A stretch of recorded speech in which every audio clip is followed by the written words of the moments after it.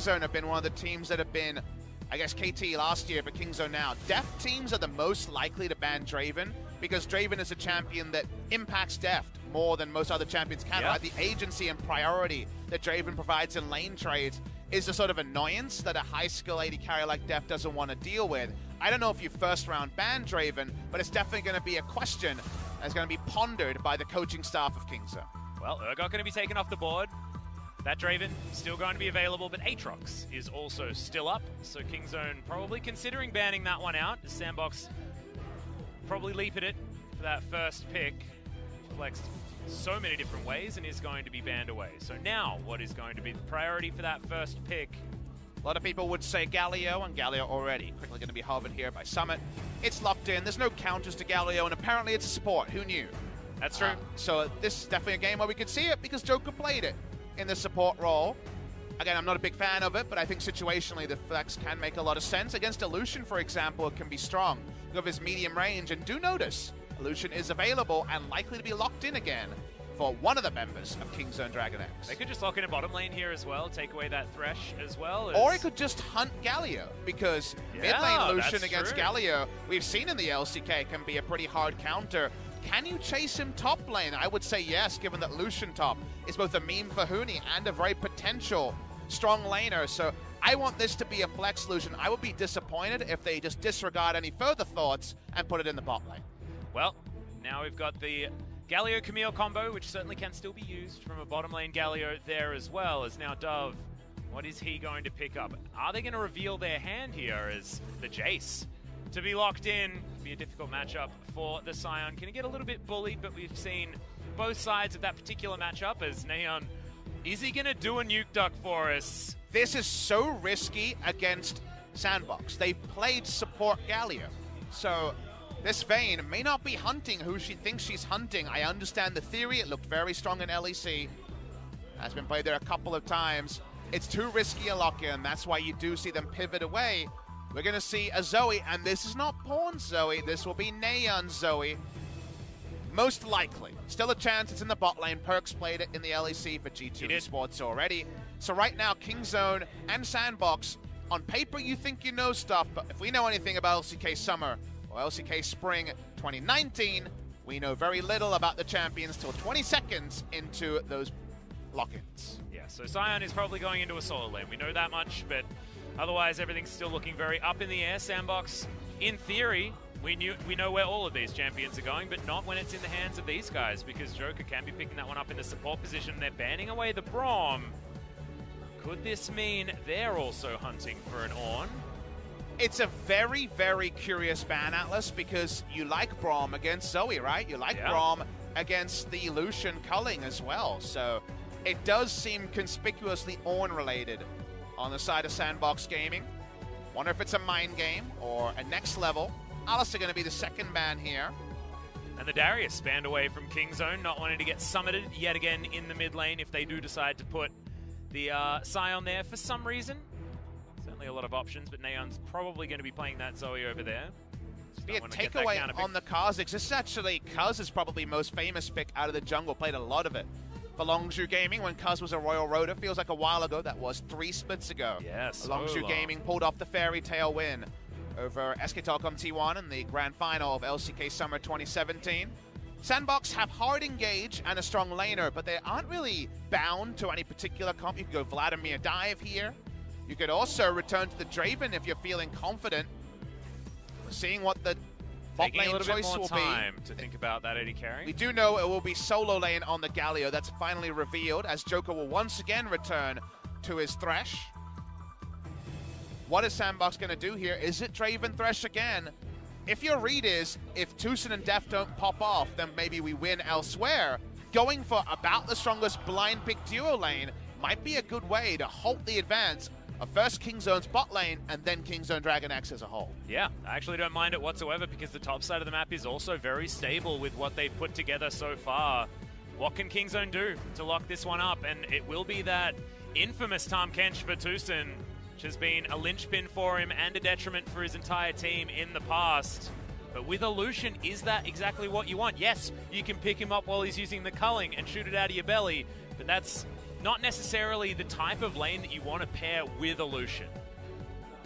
It definitely looks like turret dive bot lane all day long if you can on the side of Sandbox and leave Jace a bit isolated on the top side. OnFleek's aggression on the Camille has been right up there with the best. He is certainly one of these young, up-and-coming junglers who can put the full solo queue-esque aggression into that Camille jungle pick. Sion versus Jace. Sion actually has a lot of priority early in this matchup, even though you think of Jace's priority. He's going to go Klepto and try to farm out. And you need a pretty certain item build that we didn't see from our earlier Jace. In the LCK, you need Blade the Ruin King and Black Cleaver to have really any chance of out-trading the Sion. So we will watch that matchup very closely. The fact that you've got TuSon on Tahm Kench, you already feel like a draft win on the side of Sandbox Gaming, because while he can play the champion, it removes him from his natural tendencies and puts Kingzone's duo firmly on the back foot. Exactly, especially when we know exactly what Ghost and Joker were able to accomplish in game number 1. Sandbox just trying to turn it around, run it back again. And it's going to be OnFleek this time, wielding the Camille, and Cuz going to pick up his champion from game number 1 in the Kha'Zix. So you can see it on your screen right now. Nayeon going to be debuting here for Kingzone as Pawn has been subbed out. And his Zoe will be taking to the Rift to see whether he can turn around what have been some poor fortunes so far for Kingzone. Kingzone's solo laners need to perform in this game. They both have matchups where situationally you can win pretty hard. Mid lane is a scaling matchup. Sion as the early game side of the matchup. Hear the crowd cheer. Crowds are going to be needed. You need extra wind in the sails after a rough game 1.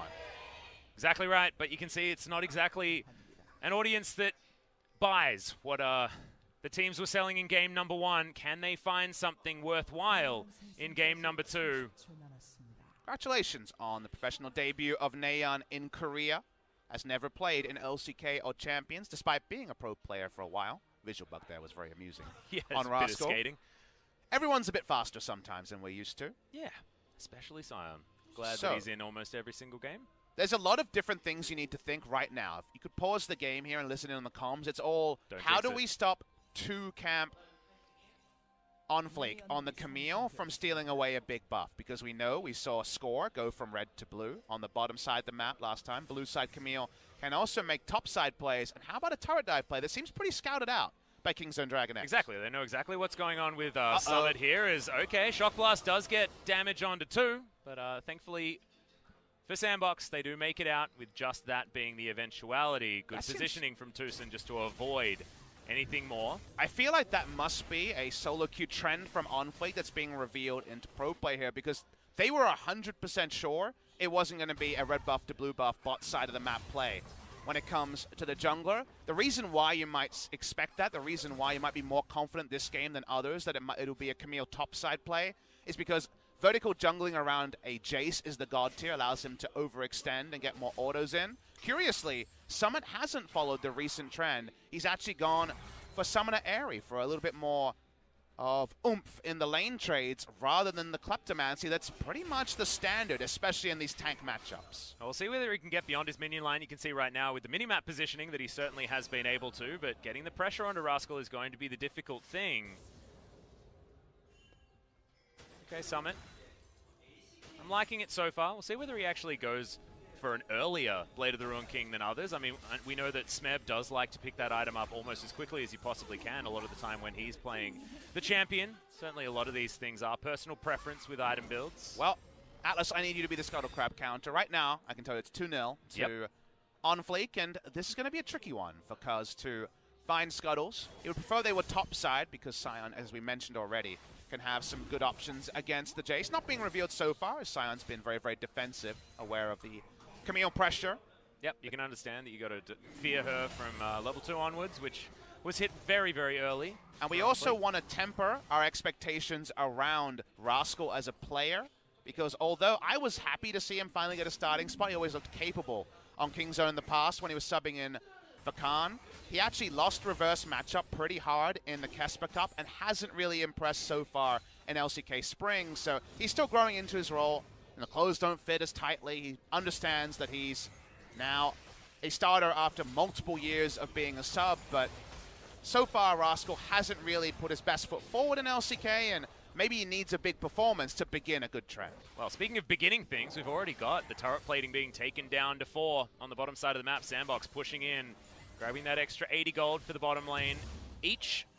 Cuz stealing away the Wolf camp was almost collapse stun, but the Camille going to be answering it here on the bottom side of his map there as well. Some nice play from OnFleek, immediately punishing. But I don't think that Wolf camp was actually there. I believe he got a Gromp and then had to move on. Calculations against this lane for the Tahm Kench are very frustrating, because if you're stunned at the wrong point, those extra Draven autos overkill you by 30 damage, and your Grey Health still available, but you're in the Death Chamber. So not the easiest, really punishing lane for the duo on the side of Kingzone. And maybe this is the real reflection of what we were speculating, which is... Oof. Nice actually putting that Devour on cooldown could be a big deal. Yeah, exactly. Hook doesn't land because Deft got out of the way. If Deft and Tucson are counterpicked, Tucson not on an engaged support, Deft having to deal with a Draven, can Kingzone DragonX win? Can they find pressure? And speaking of pressure, OnFleek is waiting for his Camille cooldown. You can see 3 seconds on hookshot. Yeah, Rascal going to get slowed down here, gets bonked back towards OnFleek, who doesn't quite have that hookshot available just yet. Redemption going to come in from Neon, but he's still going to go down most likely. Hookshot's going to be there. The flash, and OnFleek nails the gank topside for first blood. That was actually pretty next level when it comes to how to play that out. Everyone was aware of cooldowns. OnFleek held his hookshot for a long time and doesn't end up taking bonus turret shots either. Pretty clean stuff, pretty on fleek, if you ask me, is actually Joker forced to flash. Yep, both of these AD carries completely out of mana. The hook is right in there. Tucson uses the cleanse that he picked up to start this lane off. And okay, he just tries to throw a caster minion at Ghost, but it's a little bit optimistic there from Tucson. Kingzone fighting back bottom side is certainly good news for them, though. Getting that kill through the annoying redemption heal as well. I know. Pretty next level stuff. OnFleek gives no mundos about clearing camps. He wants to gank again, and he's got to wait about 8 seconds for hookshot. Yep, Rascal shows himself, and now there is no flash. No flash on OnFleek either, but Rascal will lose a lot of his health bar here. Doesn't have the ability to be that choo-choo train, and they are going to finish this one off. Summit not even going to get knocked up, so he'll keep most of his health bar. We're just learning about damage ranges here. Press the attack, and Jace, thank you very much. They get a secondary kill. This is just the ultimate dunking on a man short of confidence in Rascal. Yeah, absolutely. It's certainly not what you want. And what is it with players from Kingzone getting smashed in the early game? Khan also struggling with it a little bit in their first series. But your heart goes out to Rascal this time. We know his confidence is low. Look at how he plays this. He had already started kiting back. He was just doing his best to buy time. This is the first replay, so he does eat extra damage. I was like, wait, he actually dodged the EQ. But when we get the replay, he dodges the EQ on this play. He takes the minimum damage. He gets under turret at about 1,000 health. It doesn't matter because everything perfect on the end there from Sandbox's duo. Summit and OnFleek are looking like one of the scariest top jungle duos to deal with in the LCK. Yeah, which is a really scary thing to talk about because we've got some pretty insane top jungle duos. That's a really nice playback. Tucson not going to offer any damage in, and thankfully there were minions in range, so the turret not going to get aggressive. Ghost already down relatively low, though, and he's got a BF sword to the Vamp Scepter that was picked up by Deft. Certainly good news here for Sandbox, but it's Deft that's able to throw through the piercing lights. Deft stays within 15 CS. They will feel pretty happy on the bot side, so turret plates might have to be the objective from Ghost and Joker. Already got one, so if that is the case, then they've got pass marks so far. The pass mark for Sandbox, if you're the coach and you're saying, how do you want this game to play out? Obviously, you're just ecstatic about the 2 kills topside. That's more than you could expect. Yep. 1 would be the kind of dream scenario there. But winning the top lane for the Jace and then the ults, the Camille ultimate into the Galio ult being used bot side to get a double kill, that's what a one game looks like. That's what an early game plan looks like. Because they've got the snowball topside that as a bonus, the reliable part is Hextech Ultimatum, Hero's Entrance, and Draven damage. And they haven't even got to those cooldowns being available. Well, speaking of which, that is now a culling on cooldown on the bottom side of the map as Deft is just trying to bully Ghost out of that lane. Not necessarily something you'd expect in the Lucian versus Draven matchup, but things are going well. As Kuz pokes his head in, leaps immediately on top of OnFleek. Trouble Bubble is going to land, and the Hero's Entrance just to get him out of the way. Joker comes forward. Neon does use the cleanse.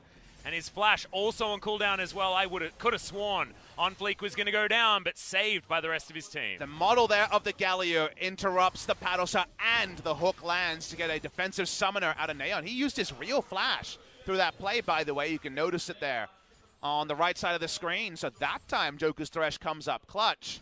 Does mean the first hero's entrance isn't used on Deft, so really the only big winner out of that play is Deft. Yes. Well, he's going to win out of this trade here as well, as Ghost goes down very, very low. Cuz going to be able to take the Cloud Drake. There's Drake number one as he's going to eat some honey fruit, but On Fleek wants to find this hook shot.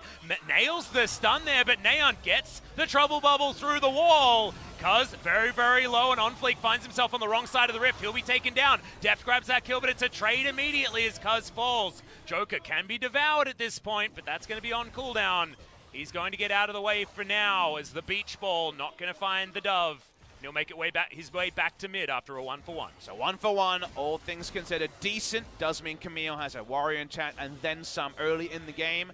This is a result of those early ganks, and Summit saying thank you very much.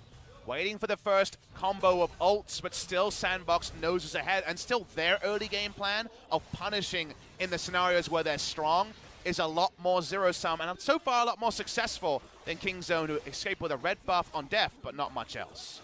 Watching the replay here, able to maximize damage and I believe immune the trouble bubble there. It didn't look like there was any sleep effect onto the Camille because of the timing of the Hextech ultimatum on the back end of this trade. Def picking up the kill means he'll have more gold than expected, so the Blade of the Ruin King might find him some good news bot side, but otherwise things come up Sandbox Gaming. Yeah, they're going to shove this wave forward, and I believe Deft will then show us how much gold he's managed to pick up for himself. He hasn't been back to base for quite some time. Going to finally have a CS lead in this lane as well, to the tune of about 5, but now that Ghost has picked up a Vamp Scepter, he's going to be a little bit more happy as Deft just gives him a parting gift in the culling. Joker just putting down a fake W there. Faux lantern, yep. Faux lantern in order to indicate that Ghost was getting to lane faster and perhaps deny a turret plate. He was successful in denying the turret plate, so nice little gamesmanship there. Again, we're focused on the hooks he's missed, but the gamesmanship on the Thresh has been very good. He's trying to play around what could be there as much as possible. And look, it's a 3-0 record so far in the LCK, so you can't doubt him just yet. And yes, On Fleek looking to make it another Rift Herald this series. Managed to get the last one, and we'll be starting this one up at least, Cuz I don't believe has any idea, because look at this topside vision that has been put together by Sandbox, and that's been given to them with how far ahead Summit managed to get against Rascal with those couple of ganks. 22 CS as well, and the Black Cleaver is already there. Will he have the right item build? Yet to find out. The next item should be something like a Blade of the Ruin King if he wants to just go 1v1 against Rascal all game. And if Kingzone want to level up, I think they want a lot more out of Cuz, a player who was always a solo queue star and streamer before he became a pro gamer. He was a Royal Roader, but on a Kingzone lineup where he wouldn't have had to do much talking, right? He had some of the big veteran, loud voices on his team. Primary engage has been something he's struggled on, but Kha'Zix's been something where he's been very strong. However, if you don't have a strong engaging mindset and you play Kha'Zix, you're kind of waiting for your lane to say, yeah, there's a kill here, or yeah, there's an opportunity here. I don't know if he's getting that from Kingzone, because so far, if you think of Cuz, Kesper Cup, and in the LCK, it's been farming, and the game just falling apart because the other jungler's been proactive. Meanwhile, On Fleek is about as proactive as can be as a jungler, especially as a newer jungler in the LCK, and does feel a bit like Cuz is behind the play more often than not. Yeah, and I feel like a lot of it comes down to almost autonomy for Cuz. I feel like he does wait for his laners to tell him what to do, whereas On Fleek is just making plays. He's putting himself in the position to take people down and telling his laners what to do, which feels like an obvious benefit here to Sandbox so far. And if you're in a losing team, it's something that in any sport you can fall into, right? I didn't do anything wrong, but if you didn't do anything, that's kind of the same as doing something wrong, Atlas. I think people miss out on that more often than not. On a good team, he certainly was a reliable hand. I don't want to minimize how good Cuz was in the Longzhu Gaming Summer 2017 season, but when he's been under fire, when the game's there to be won, it never feels like Cuz is the one who's actually winning the game for his team. Well, Ghost was also not winning that trade towards the bottom side of the map. Cuz still has opportunities to make his name look a little bit better here for Kingzone as this game progresses, but we're heading towards 14 minutes. The turret plates will be coming down already. 2-1 on the bottom side of the map. Top side, one has been taken here in favor of Summit, so So far, it is 3-1. Some extra gold going over to Sandbox, which does equalize out to about a 1.7K gold lead. Speaking of pressure, this is the part of the laning phase where Neon needs to be aggressive, needs to actually make Galio accountable. If we saw this matchup between Invictus Gaming and TOP, which we saw multiple times in the Demacia Championship and also in the first series, it's been one that was played quite a bit between Rookie and Knight. Knight was getting big CS advantage, getting solo kills, and solo kills on Galio are so much more possible with how squishy he is. Yeah. In the mainstream builds right now, obviously with a Rift Herald, there are different priorities, but no CS lead for Neon. No roaming just yet, but with this Drake control, the ward's not actually going to allow Kingzone to interrupt this unless they fully commit. Yeah, and all that information was actually there for Kingzone as well, but they decide they're not going to try and contest for this Infernal Drake, which will go into the hands of Sandbox very, very easily. And also Dove was pushed so far up against 3. It feels like this is a Kingzone that's playing without very much confidence here in game number 2. Which is no surprise. No. They're 0-3. The word is that scrims have also been very rough for this team, which we're seeing illustrated with on-stage performance. But they have players who have won big things. Atlas Pawn is a world champion. Deft has won titles wherever he's gone. Some point, the buck has to stop with someone. And is that the coaching staff? Yes, outside of game, but in-game, those stars need to be performing. And right now, it feels like 5 supporting players and no main cast. Yeah, and I feel a little bit sad, you know, talking about Pawn, talking about the way that sort of his play has dipped off. I want to remind people that this guy was the savior of EDG back in the day. You know, this was a guy that was in hospital. He was really struggling with his health. It was his back that had been a problem for a long time, but they lose 2 games, and they call on him, and he says, all right. He comes in, he plays Kassadin, and they perform the reverse sweep against WE. This was a long time ago, but this was the caliber of player that he was. He really did demand all the respect in the mid lane a long time ago, and that's why we talk about Pawn with this air of sadness when play isn't necessarily going his way here in the LCK. Nice little trade here from Deft. He gets to press the attack procs. A lot of damage onto Ghost. Cuz looking for it. There's the flash. Gets the leap strike. Doesn't get the W. A hook lands. It's a beautiful one, and Cuz, he avoids the whirling death, but it's not going to avoid the death of himself as the Kha'Zix is going to be taken down. Rascal now has the shield there, but it will dissipate. And Kingzone are going to run away a little bit too far for Cuz. Cuz finds his moment. He's oh so close, but gets punished, and that's how you know the sinking feeling will start for Kingzone. That was the time to try to find an aggressive move, but it doesn't pay off. Onfleet couldn't be there. He's topside here. He's actually just working on the mid lane turret. Gets a lot of damage on it, and Sandbox walk away with a kill. Yes, and they move towards this turret. They will be able to take that one down. Can they continue, as it's only Zoe there in the mid lane, but she should be able to defend. They're not actually interested in taking this one down. You don't know Joker's here. Yeah, overextended on the bottom side. His tongue lash is going to be avoided. Throws out the death sentence. Is going to land it there onto Tucson. Gets the Devour in there, and Deft is going to be okay as well. And I love that Joker, despite being this veteran when it comes to age, chronologically the oldest player in the LCK, this time he waits. He's not throwing out hooks early. He waits and gets the maximum of his cooldowns available. Watch the replay here. Really nice auto-threading and skill. Slinging there from Deft means that Cuz finds his moment, but that extra auto can't come in. And even though he stasis through the hero's engine, it's not quite a Goomba stomp, but it's a guaranteed kill for Dove. Summit teleports in defensively, and they get the mid lane turret because the Camille preps it during all of this. Everything coming up Sandbox Gaming, the 2-0 needs to be abated by Kingzone, and any more sidesteps like that, and perhaps it'll be confirmed. Summit continues to farm things out as well. He's gone for the Serrated Dirk. Doesn't look like the Blade of the Ruined King will be item number 2. But also, this is a different situation. He's 40 CS ahead. He has that extra kill, the extra assist. Has himself a level advantage as well. It's only a Frozen Heart picked up for Rascal, which isn't exactly the greatest anti-Jace item. So you can still press W and have an auto attack speed. It's pretty ludicrous. You learn something from this if you're a future opponent of Kingzone. You learn that the way to beat them, based on what we've seen so far, is damn the other lanes, counterpick bot lane. Get a bot lane that can't be beaten in terms of 2v2.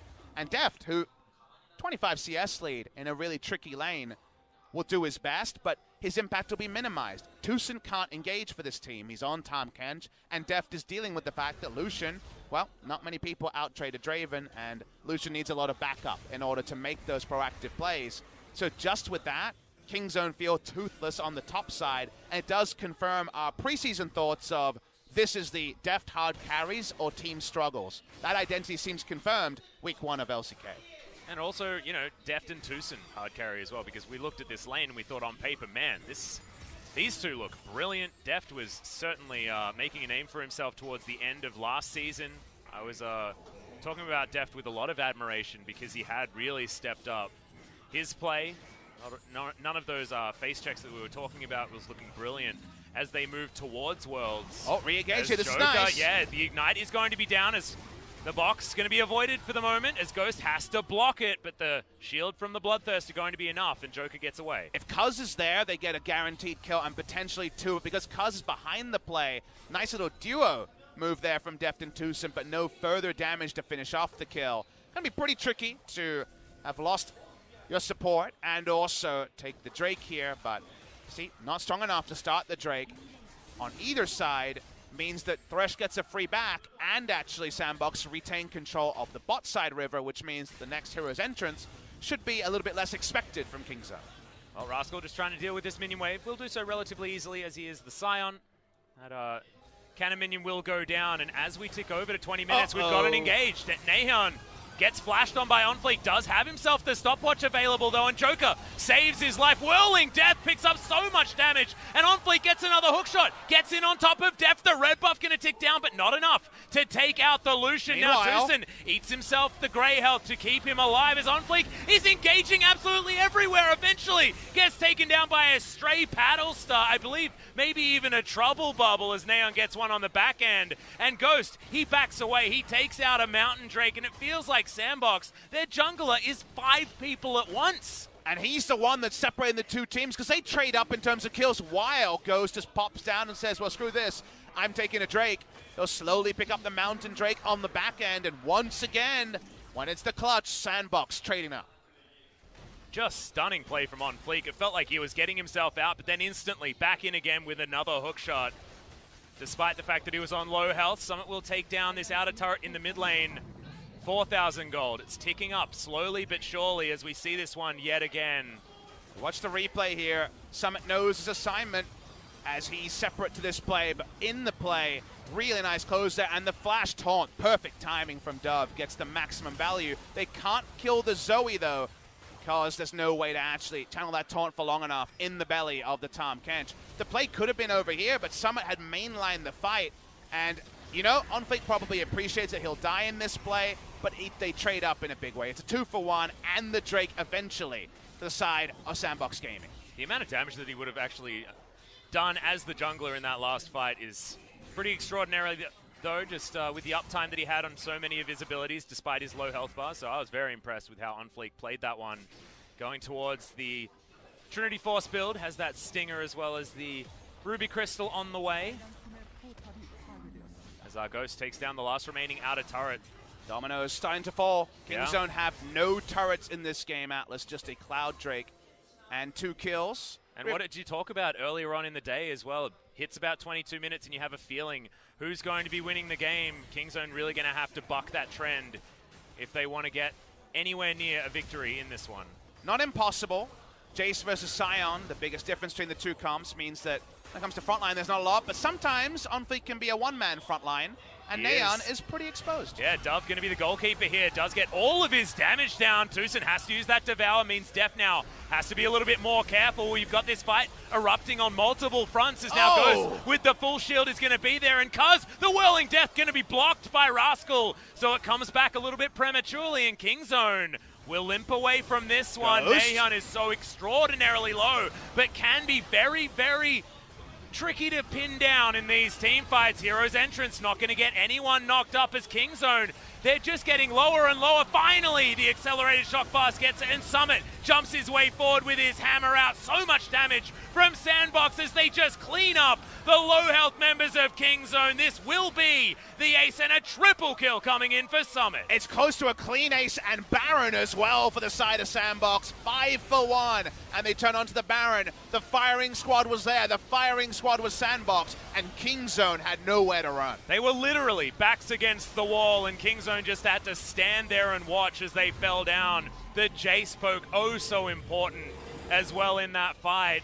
You're going to have a look at this one again, and the positioning just didn't work. And because he was popped over, Neon knew he had to eat some damage, but Dove actually gets the full rotation, almost 100-0, onto the Zoe there to start the fight, and then the moment you're cutting to the left, you know you're done here. There's 2 high health bars and mana bars on the side of Sandbox. Ghost doesn't play it ideally and has to reset his positioning, but there's no more beef here for Kingzone. They allow Rascal's health bar to be used, the Devour to be used on the Scion, thank you very much, and you just walk up and know that it's either a clean ace or close to, and close to is good enough for the side of Sandbox Gaming. Yeah, we heard in the pregame that Dove is a little bit underrated. A lot of the players talking about that, and honestly, he did the full round of spells on the Zoe and then did exactly the same thing to Cousin, almost 100-0'd him as well. So that started off as basically a 3 versus 5. And that's the thing, Atlas, is that people say that Galio is easy. It's actually been said on our Trash Talk here when it comes to Galio execution, and a question by our interviewer on how to play Galio better to Showmaker.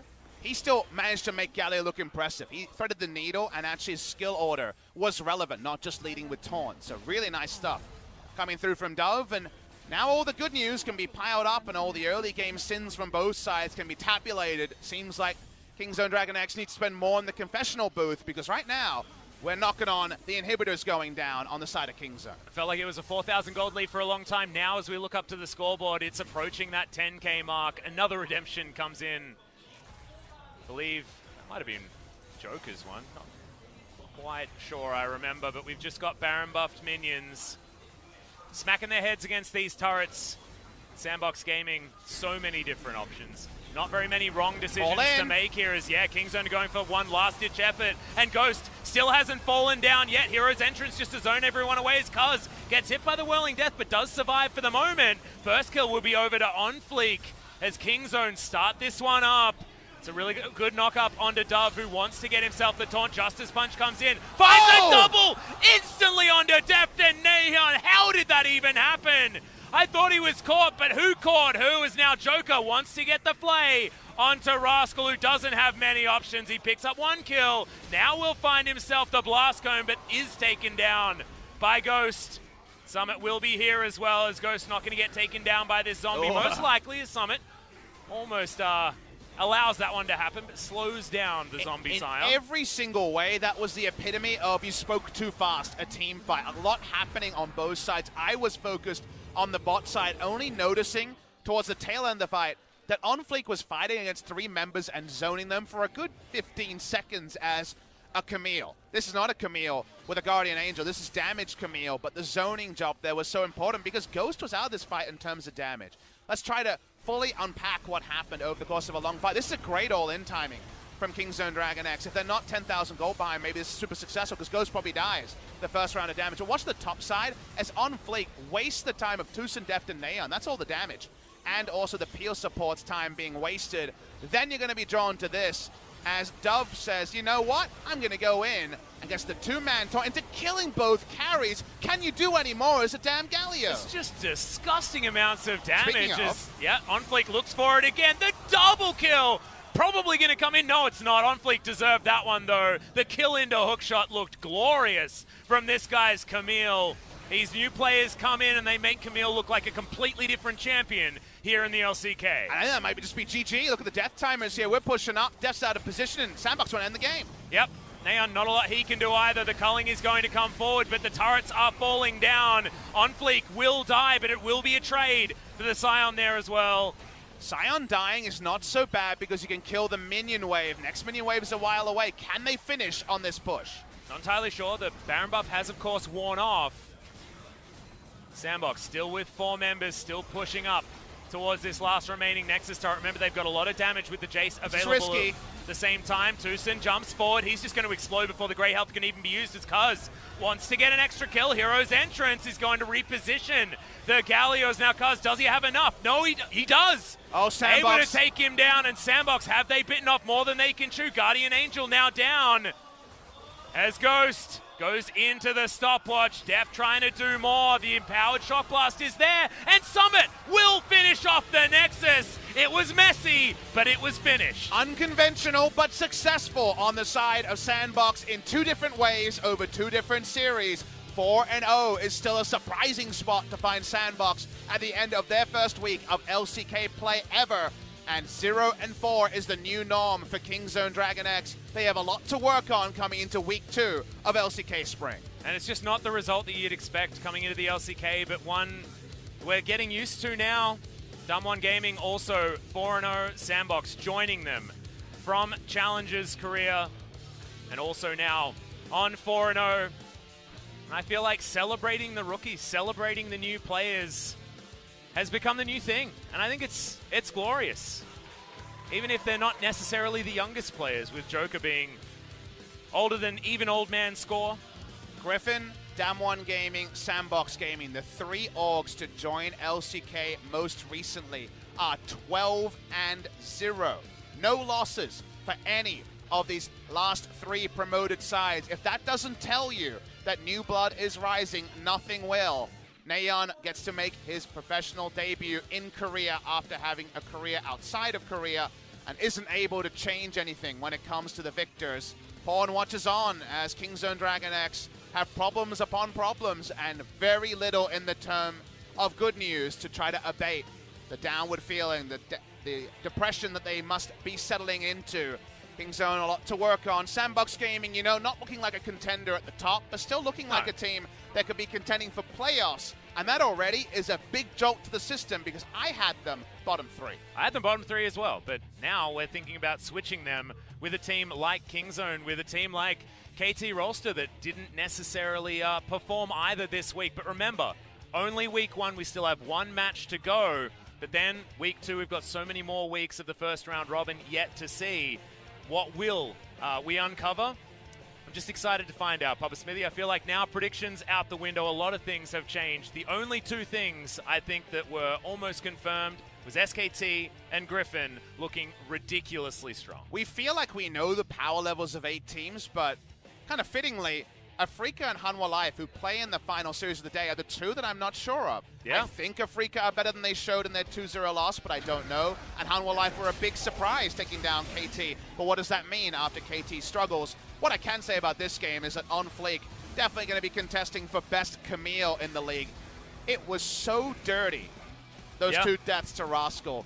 I would have been tilted to high heaven after those 2 deaths if I was the top lane Scion player. And sadly for Kingzone, some good moments from Def, but not enough. And is that going to be Kingzone's MO this season? Def has some good moments, but it's not enough because I'm loving the Draven Thresh, and any way you can get a 2v2 advantage over Deft and Tucson, it slows them down, and it seems to counter Kingzone DragonX. And this answer to the dive on top of Ghost, I felt Ghost played this entire game running away from Kingzone and the rest of his team killing everyone. I mean, Dove was so incredibly fed towards the end on Fleek, playing like a complete god.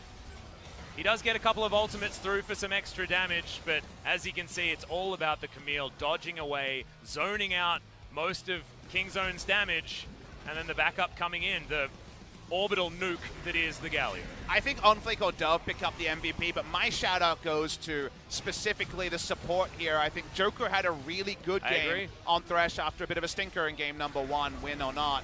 He was really on point here and was much more judicious about his cooldowns. Didn't look desperate, looked calculated, and that's what you want to be as Thresh is.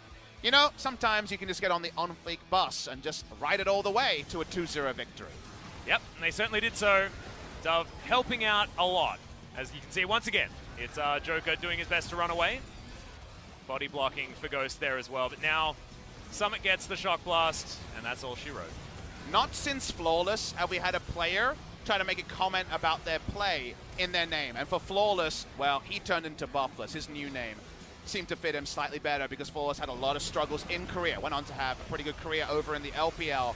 On Fleek has looked on Fleek, and that is definitely a task. when it comes to how strong he's been able to play. So I think it's time to throw it over to an interview with G-Sun and learn a bit more about Sandbox Gaming. Turns out we might have a few of these over the course of LCK Spring 2019. Exactly. Let's find out exactly who's going to be that next MVP, as well as, man, that damage from Dove. Absolutely fantastic. Want to know who will be joining Summit on that one. 23,000 damage, but it's a Jace, so he's going to be throwing the shock blasts all the way forward. In Kingzone, a sad story, but the uprising of the Challenger squads is so cool to see. Sandbox joining Damwon at 4-0. Wasn't expecting it, but I'm excited to have a chat to Sandbox and see how they feel after their second 2-0 to start this one off. No one can expect it, Atlas. 8-0 for promoted teams has never happened. Double flawless starts for the promoted teams. And yes, there's more expectation around Damwon, but credit to Sandbox. If you're looking on paper, it's the same stat line, which is so cool to see, and it shows there's a lot of work to be done on both ends. Solidifying on a 4-0 is pretty hard, but coming back from a 0-4, maybe even harder on the side of Kingzone. LCK Spring, it does feel like we still don't know what the skippable matchups are. We still don't know what the bottom of the table clashes are. Is KT versus Kingzone bottom of the table fodder as OnFlake picks up his first MVP? Far from his first impressive performance, but a deserved MVP to get going. Yep, some of the best Camille that we've seen so far, and he made Rascal a very sad scion. But this was the beginning of the end, honestly, for what OnFleek was able to do. Even a cheeky redemption being scouted up for. But no one's been camped by a Camille like that. If you actually look at the visuals, you're playing against a player who expects you, and still you outskill in those two turret dives. Really well played by OnFlake and Summit.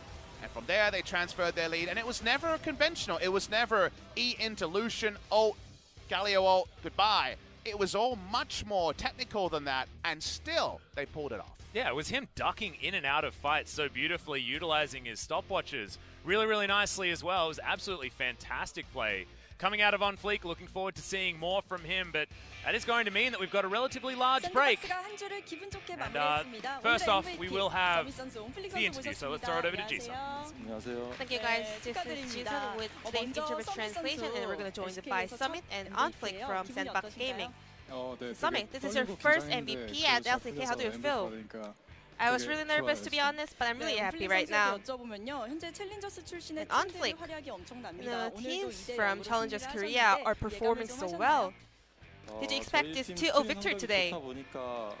Well, our team is performing so well at streams, so I did have confidence, you know.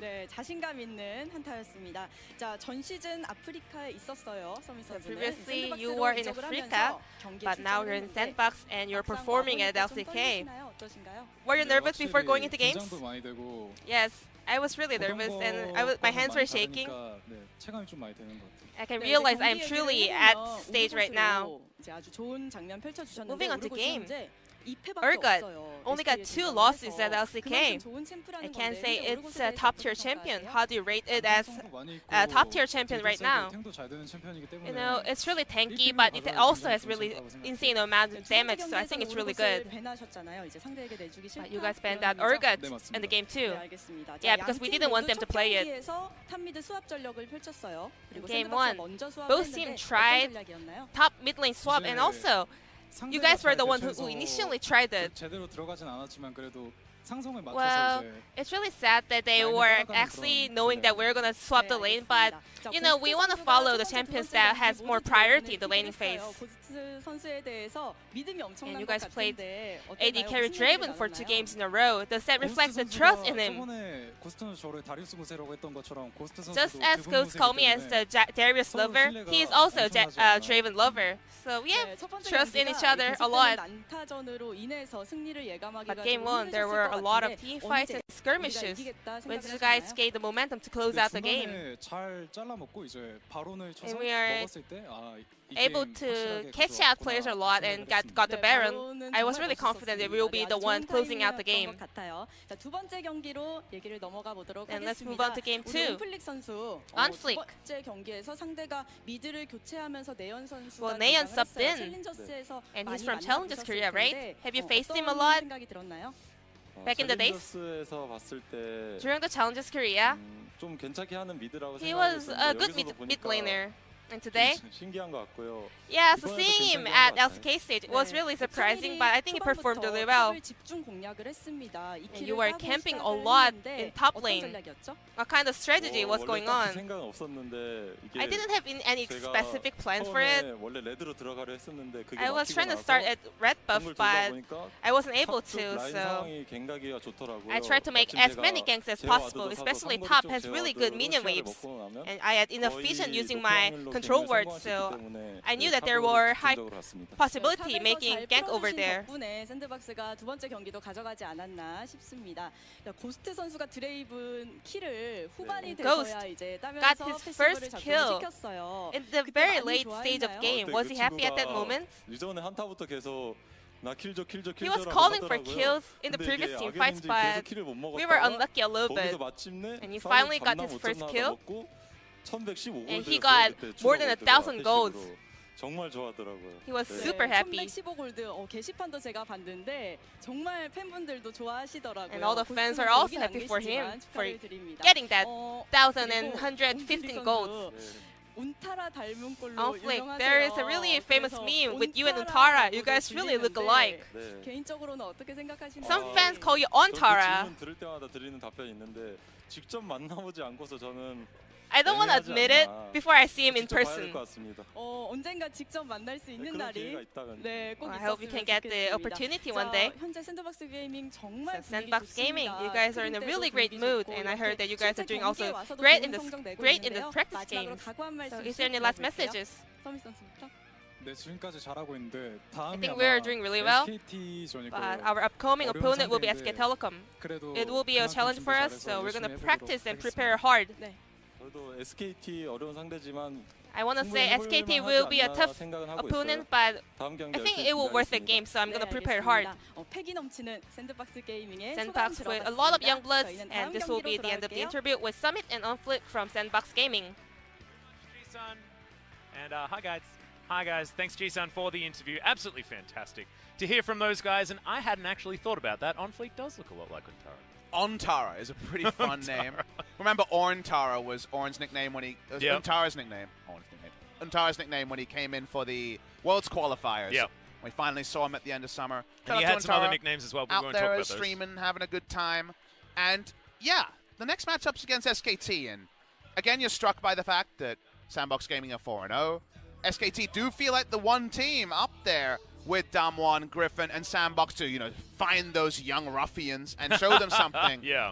Do they have to be the one? Are they the only ones? Is it a possibility that it's New Blood and SKT to the nth degree? Could Sandbox actually be taking wins from the likes of Afrika and Hanwha Life and those other teams that are around the top? Sandbox are the most likely to fall down, but what if they don't? And if SKT win, does it have to be an overwhelming victory? Or if Sandbox win a single game, does that show us that still Sandbox Gaming could be a threat for top 5? And also, do we have just 2-0 versus the 0-2 by the end of the week? Because this series could certainly show us that. The one that we do have coming up will be a long time before we get there. But Hanwha Life, if they manage to take down Afrika Freaks here, then we've got 2-0s versus the 0-2s. And the 0-2s, if you were a betting man, you probably would not have put them on the bottom end. Only exception was Hanwha Life 2-1 over KT. That's true. Guys, it's going to be about an hour till we come back. Afrika Hanwha Life, final game of LCK Spring 2019.